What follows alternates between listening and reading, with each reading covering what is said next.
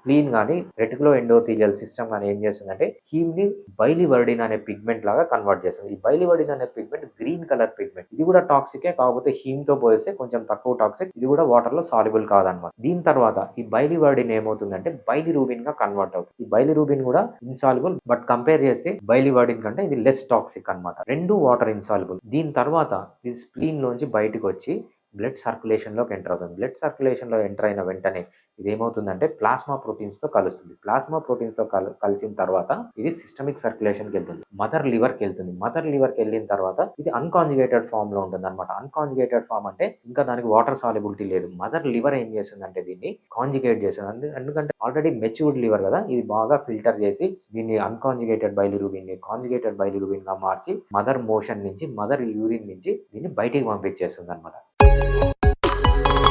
Fiticus homeopathy